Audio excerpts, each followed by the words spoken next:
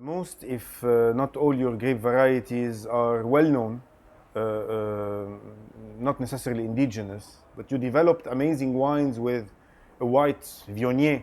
You have a unique Riesling, and you have your own soil, your own land, and the terroir that you have makes your wines unique.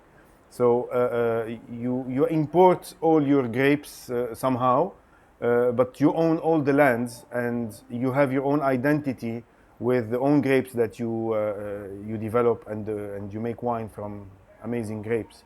Tell us a little bit about your new Viognier and Riesling projects. These are single varietal whites, and you were the pioneer in these grape varieties. Tell us a little bit about your Viognier is an outstanding white that usually it's used in blends. You have it as a single varietal. We're definitely not the first to use Viognier in Lebanon. Let's clarify that, and maybe not Riesling. I think Chateau Qanafar may be the first. But these were projects that my father wanted to do. He wanted something a bit different. There was already a lot of Chardonnay, for example, in Lebanon. He wanted, no, let's do something a bit different. Let's go with Viognier.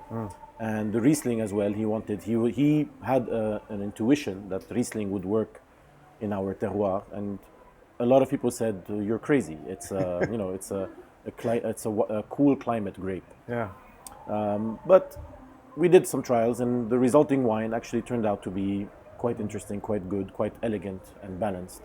And so we continued. Regarding the Viognier,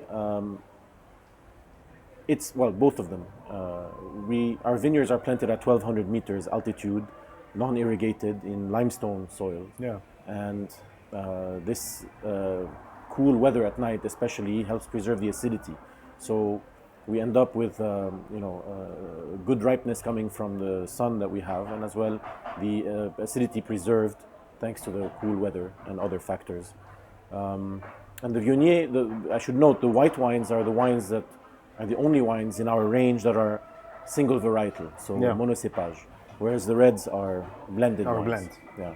So with the Viognier, we decided let's do something a bit different. We're not just going to ferment the grapes, produce a white wine, and then maybe age it in barrels. We decided we'll ferment the juice in the barrels. So the entire conversion, let's say, from juice to wine happens inside the oak barrel. Yeah. This is for the Viognier? For the Viognier. Okay. Yeah. And this is maybe what makes it so distinctive.